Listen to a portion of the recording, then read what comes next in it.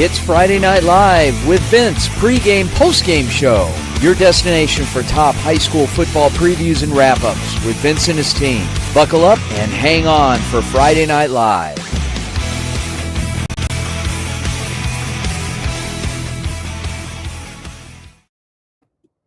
Good evening and welcome to a later edition of Friday Night Live postgame show. My name is Vince DeLisio, joined by our hosts for the evening out of the University of Arizona in Tucson, Anastasia Rastelli, and out of the University of Houston in Houston, Texas, Manav Gupta. Anastasia, Manav, how's it going? A little late, sorry. Yes, it's going great though. Yeah, pretty late, but doing great. Great night of action. All right, let's rock. We had 11 games tonight between Metro Phoenix area, the Tucson metropolitan area, and Las Vegas, Nevada. And we're going to kick things off with Andrew Neeram, who is going to give us kind of a post-game wrap of Campo Verde out in Gilbert High School, Campo Verde and Skyline. Let's bring him on. Take it away, Anastasia. Hi, Andrew. How's it going? It's going good. It was a great game, and it was a really fun atmosphere. Awesome. So how did this game play out from start to finish? What did you notice? Yeah, so it really started lopsided. The quarterback for Campo Verde, Jonah Lubno, got 2 rushing touchdowns and then threw for a third. And I think pregame I was like, these defenses are going to really be the test of the tails. And Campo Verde's defense was amazing. They had, I think, a total of 4 interceptions on the night. They ran away with the game in the first half, and then really the second half was there as a courtesy and trying to just finish the game up. And was there a key turning point or like momentum shift that like played to the winning team side? Yeah, so Joey Lubno got those first 2 touchdowns, and momentum was going good, but Skyline had started moving down the field, and right as they did, Campo Verde's number 4, Wyatt Rao, got the interception, and it was a pick 6. And so right as Skyline was getting momentum, Campo Verde answered right after with a pick 6. And so I think that really shifted and really helped Campo Verde secure the win. Well, awesome. Thank you for reporting tonight. Have a great evening. Of course. All right, that was our first, and definitely not our last. We got a lot of games to report on tonight. While we're waiting for Matt McCord to check in with us, we're going to head out to Arcadia Post and Butte, where our very own Anissa Reynolds was on the call tonight. She helped out on the call with Matt McCord just joined us. Let's go to Matt McCord. All right, here we go. Bringing on Matt McCord and Manav Gupta. And Matt McCord, here he is. Okay, take it away, Manav. Hey, Matt, how was the game tonight? Bit of a blowout, to say the least. Mesa won 45-7, so wasn't the most crazy game, but it was entertaining nonetheless. There were 7 fumbles, I think, in the game, so it was. We saw a lot tonight. And what do you think went wrong for Cesar Chavez? I mean, the game was 10-7 at halftime. They were down 3 points. They immediately in the second half, Mesa just ran the ball like crazy. I mean, Cesar Chavez could not stop the run. There were just gaping holes all over the offensive line. They ran up and down the field, whatever they wanted, Mesa. And offensively on top of that, Cesar Chavez couldn't throw the football. I mean, it's pretty simple. They just couldn't throw the football. So the run game was okay, but they couldn't throw the football offensively. So just overall, not the greatest game. And what were some key players of the game, if you had any guys that stood out to you? Yeah, on the Mesa side, they had a few good players. They had a running back named Rio Arnett, who was incredible. He was just going up and down the field like crazy. And they had a quarterback that was starting, I think it was either his first or second game of the year. His first name was Boogie. His last name, I think, was Armida. I think it was, if I remember. I don't have my roster on me right now, but he was incredible getting out of the pocket as well. On the Cesar Chavez side, I mean, they have a running back that's pretty good. His name is, I think it's Paris Jenkins. he played a little bit, and then he had a defensive lineman with the last name Bell. He was pretty good. He was our player of the game. But other than that, it was a pretty one-sided in terms of a Mesa win. Awesome. Thank you so much, Matthew. Great reporting tonight. Thank you.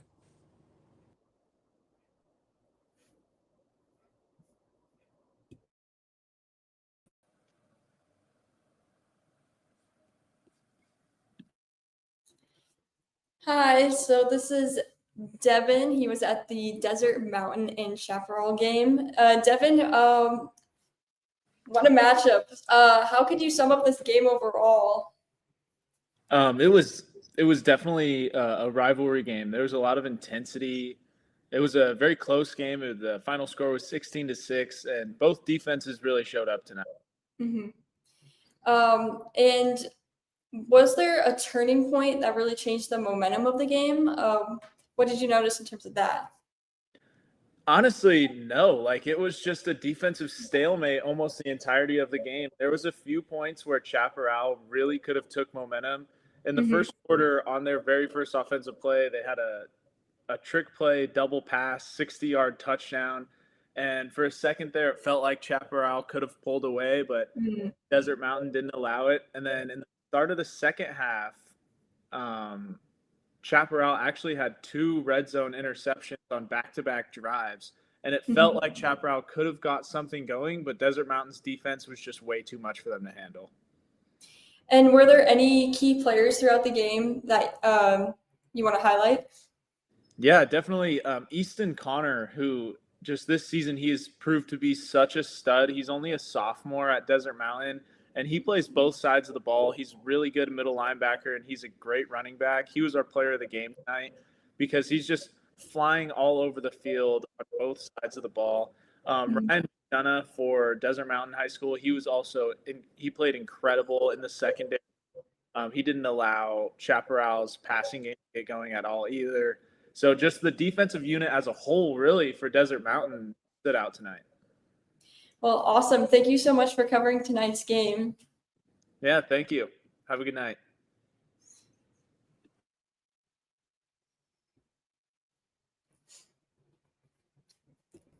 All right. Well, we're going to now be joined by Anissa Reynolds, who was at the Arcadia versus Post and Butte game. Anissa, how was the game tonight? It was very entertaining. Arcadia started it off and pretty much led the way the entire way. I mean, they won 35-12 against Post and Butte tonight. And what was the experience like at the game, the atmosphere overall? It was very loud. We actually got to talk to the athletic director at Arcadia, and they brought out a bunch of young Arcadian fans, and they were on the field, so the crowd was pretty hyped tonight. And what were some big performances by players tonight? Which players stood out to you? Ryan Jimenez, the running back, to open up the game, actually, he had a opening 60-yard carry for a touchdown. And that set the tone for Arcadia the entire night. So he was very impressive to watch. And what went wrong with Post and Butte tonight? What were they struggling with? Post and Butte struggled with the cadence that Arcadia had set to start the game. Arcadia was moving very quick. All of their, possessions were pretty much 30 seconds or less. They were in and out on offensively, and Post and Butte just couldn't really handle the speed of the game. Awesome. Well, thank you so much for being out at the game tonight. Looks like Arcadia had a big win. Thank you. Have a good night. Okay, and now we have Jorge here, who is covering the Viva Varsity game. Jorge, give us your breakdown. How did this game unfold?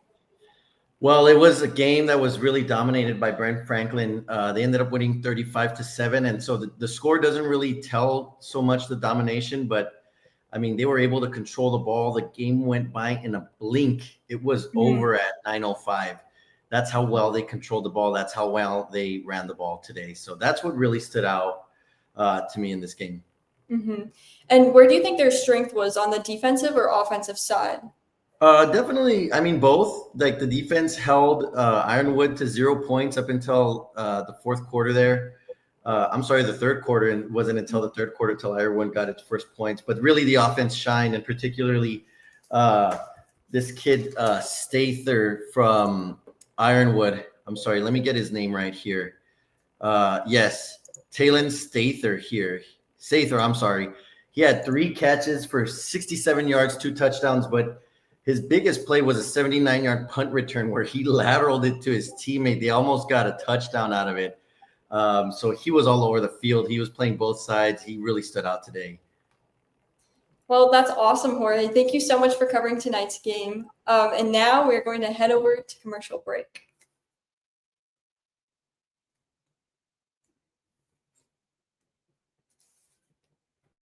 Hello, I'm Andrew Neeram, a junior at the Walter Cronkite School of Journalism and Mass Communication.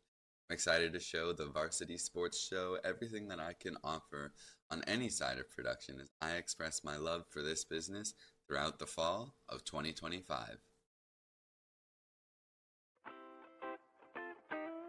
The Angry Crab Shack in Tempe, with an experience so good it remains indescribable, with something for every seafood lover. Try one of their amazing custom seafood boils, sandwiches, appetizers, and salads. Angry Crab Shack Tempe is located east of I-10 on Warner Road, 480-674-3847. The Angry Crab Shack in Tempe. Come ready to eat.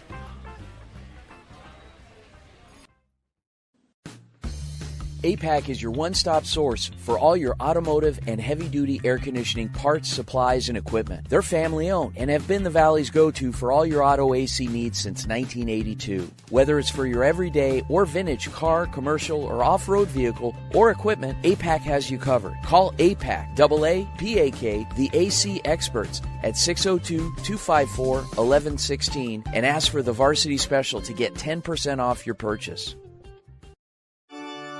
Hello, Varsity Sports Show family. I'm Tommaso Perez from ASU.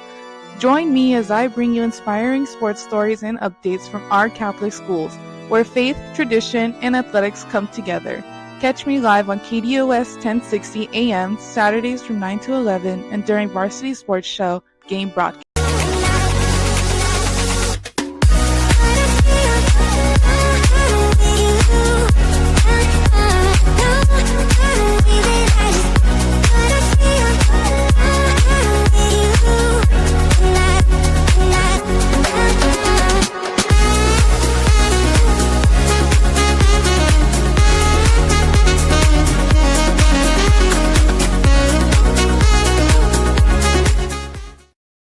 Back here 11:30 latest, so legit get in the car and dip go to the game.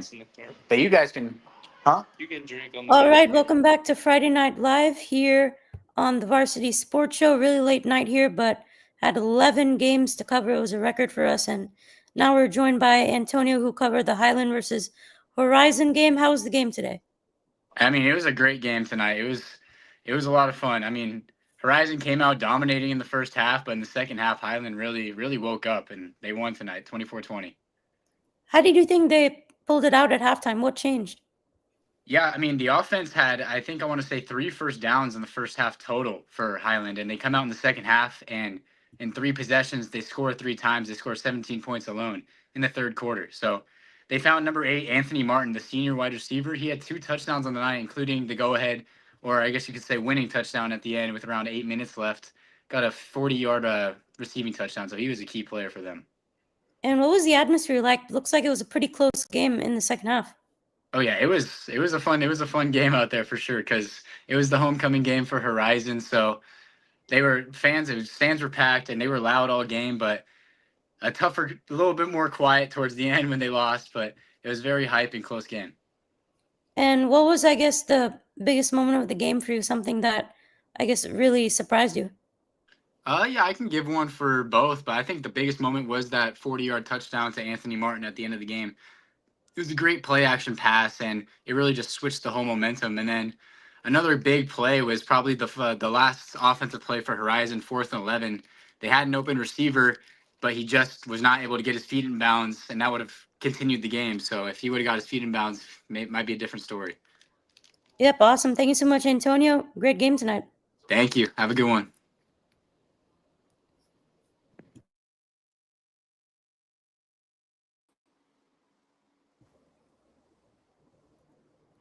Hi, Dane. How's it going? It's going great. How are you? Doing good.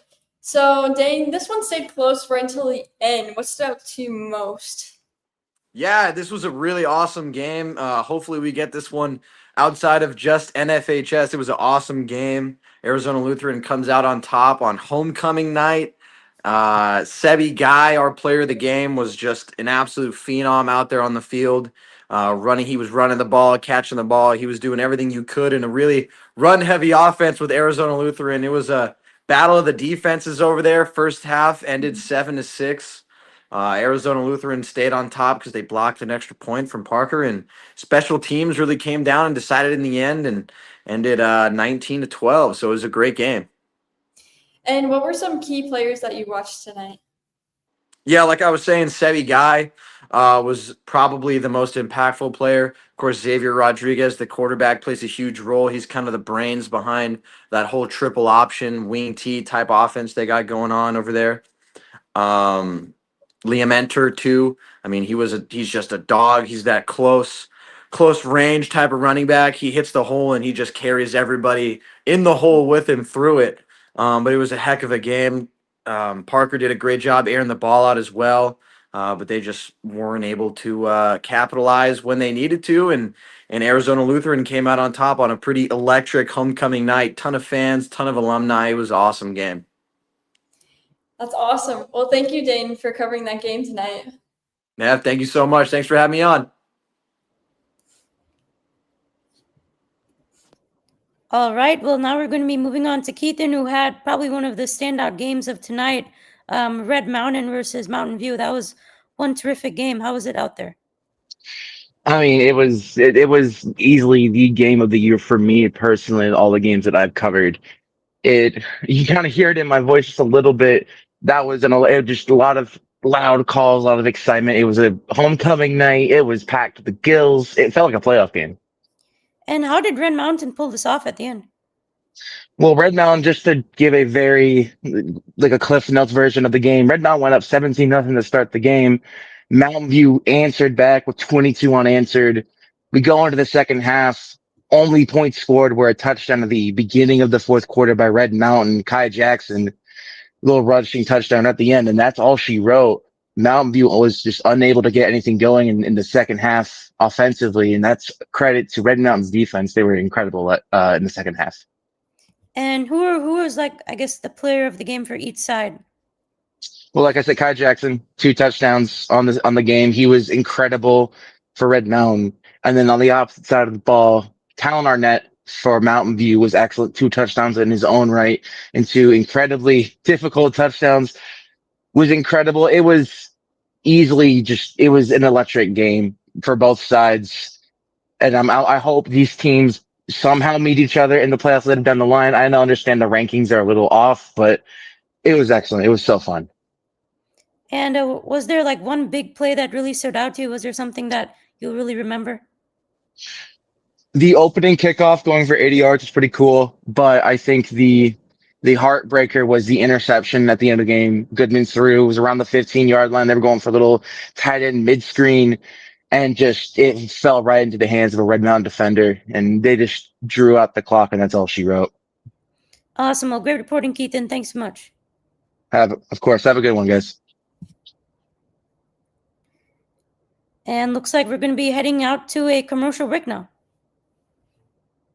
Hey guys, Vince here to talk about Angel Dentistry. It's where my wife and I have gone for over 10 years, and we trust them with our routine and extensive dental care because they care. Dr. Amber Angel is an Arizona native, born in the town of Miami, and has been practicing in the Valley over 20 years. For general to comprehensive dental services, call 602-788-2008. Located off of Cave Creek Road just north of the 101 in North Phoenix. Angel Dentistry, proud supporters of our young people and proud partners of the Varsity Sports Show.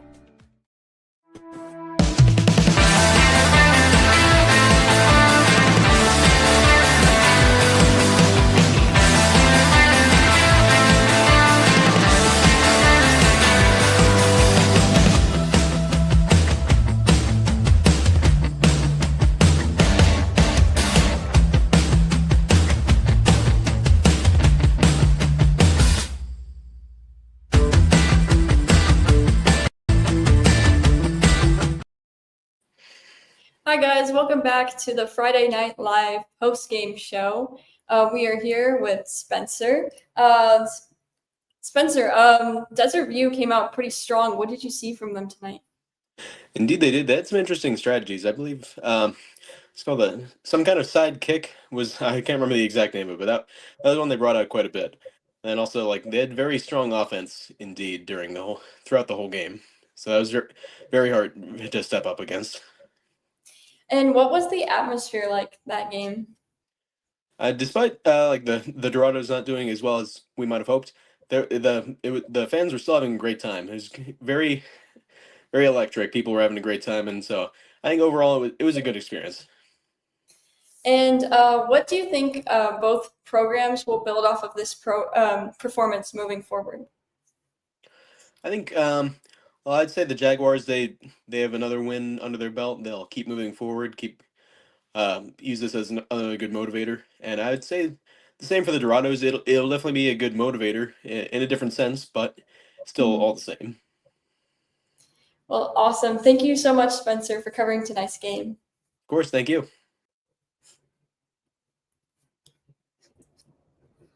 All right. Well, now looks like we're going to be moving on to Thomas here, who was in Las Vegas tonight. Liberty looks like they had a big win tonight. How was the game tonight, Thomas? It was good. Yeah, like you said, Liberty got a big win. 49-7 was the final. And yeah, I mean, they just had an onslaught, especially on offense. And who are some key players that stood out to you? Anthony Albero, that was star of the game, multiple touchdowns, but I'm sure he would give credit to the entire offensive line as they carried them to victory. And what was really like the atmosphere like out there? You know, there really wasn't like a lot of people there as I expected, but the ones that were there, they made up for the ones that weren't there. And yeah, it's always loud over there in Liberty. And what went wrong for Basic tonight? What can they learn from this? Yeah, Javion Rose, the quarterback, he had a couple pick sixes, but I mean, when you're faced against like a powerhouse like Liberty, it's kind of hard to compete. You know, they're sitting at 2-7 now. We're 2-6, but yeah, I mean, it was just overall just not their night, honestly. Awesome. Well, thank you so much for being out there tonight, Thomas. We appreciate it. Thank you. Have a good one. Bye. Yep. And now we are with Rodolfo, who's in Sacramento. Sounds like it was going to be an exciting game with those 6 recruits. How did it unfold? What happened? Well, it was a complete domination by Folsom High School. They won 48-7 against Whitney. It was completely a blowout. I think one of the players that stood out the most is actually a sophomore, who is number 20, Bronson Bambino, who actually scored 2 touchdowns and has been one of the best players overall this season. Awesome. And what were some strengths that you saw from the other side, although it was a pretty big blowout? Well, I believe their offense was good overall, going back and forth against Folsom. But Folsom overall, they're very disciplined, and when you face a disciplined team, it's very hard to run after them and make a couple of mistakes. I think they were pretty clean throughout the whole game. It just when you face a really good team, it's tough to beat them. Mm-hmm. And what was the atmosphere like overall? Well, I mean, it was there were a lot of Folsom people in the stadium rather than Whitney, because they were going to watch this kid. We already talked about it at the pregame show, Ryder Lions, and this team who's overall looking for, like I said, their 5th straight section championship. I think this team is really heading towards that.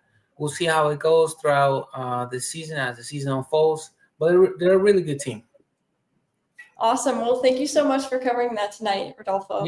Yeah, absolutely, Anastasia. Have a good one. You too. Awesome. Well, now we're going to... Okay.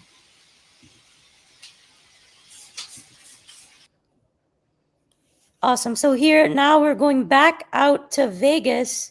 What was the game like tonight? I mean, it was pretty much a blowout on Bishop Gorman's, and as expected, they scored 44 points in the first half. However, it was very calm in the second half, as Bishop Gorman did not. It was actually they did not score any points in the second half, but overall it was a great game on Bishop Gorman's end. And what went well for Bishop Gorman? What did they do well in the game? I think it was very well executed both offensively, defensively, especially on the offensive side. You saw many players wide open. You saw many players wide open, not being touched, and it all started with Noah Cole. He had kickoff return for the touchdown at the beginning of the game, and that really set off Gorman's offense tonight. And what was the atmosphere like? I know you mentioned it was a crazy blowout at halftime. Did people stay after that, or how did it go? Yes, people did stay after that. It did stay after this. It was actually senior night at Bishop Gorman, so it was an incredible ceremony at the beginning of the game, honoring. They had 23 seniors playing tonight, so all the fans were behind them all night tonight. Awesome. Well, thank you so much for the great reporting. Thank you.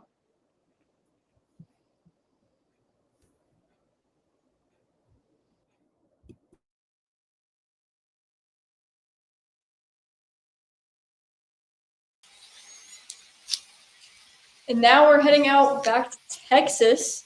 So how did this game play out overall? So up until the half, things kind of Kilgore got on top, but it was they could have got back in. However, in the second half of the game, LaKelleon Graves got a pick six early in the third. And then later in the third, this is when he's on outside linebacker at a 4A school. That's not usual to have a player play full roles there. And then later on in the third, as a wide receiver, he catches a pass from Kason Brooks, 44 yards for another touchdown. Now, not for another touchdown. That set up a play 2 or 3 plays later for Kason to throw to Jacqueline Sheffield for a touchdown, 27 yards. But Lindale wasn't all the way out. Hank Thurman rushed 26 yards in the beginning of the fourth quarter for a Lindale touchdown. And then later on, he rushed for another 14 yards for another touchdown. So then at the very, really close to the 2-minute mark, Lindale tries to kick an onside kick and recover it. Well, this goes to, guess who it goes to? Kilgore's own LaKelleon Graves. And so after a little tussle about the ball, Kilgore ends up recovering it, runs out the clock. Final score, 49-29. Kilgore is now 4-0 in the district, and Lindale is 2-1. Wow, it sounds like a lot happened in this game. What did you notice about the atmosphere while you were there? So the Lindale people were shaking bells and stuff, and the bands played constant. The halftime show was, both sides had 3 parts to their halftime show. I mean, it was a really putting on the dog type situation. Well, that's awesome. Thank you so much for reporting on tonight's game. Oh, anytime, Anastasia. We'll see y'all around. See you. All right, there you have it. J.R. Lambright, our very own, with his Texas Tales out in East Texas. What a night, guys. Apologies again. We started the show an hour later. I was actually out producing one of our games tonight. I was at Arizona Lutheran. Great game, great 2A action, and it was about an hour away, but got here, got set up, and appreciate all the hard work of our co-hosts tonight, Anastasia Rastelli in Tucson and Manav Gupta in Houston. Guys, on behalf of our amazing team, our co-hosts, my name is Vince Delicio. Thanks again for joining us here on Friday Night Live Postgame Show. Great work, everyone. And we'll see you next week. Oh, tune into the Varsity Sports Show tomorrow morning at 9 a.m. on AM 1060 KDUS Arizona. And again, quick shout out, big thank you to Arizona Lutheran tonight for inviting us out, allowing us to do our pregame show out there. Have a great night, everyone.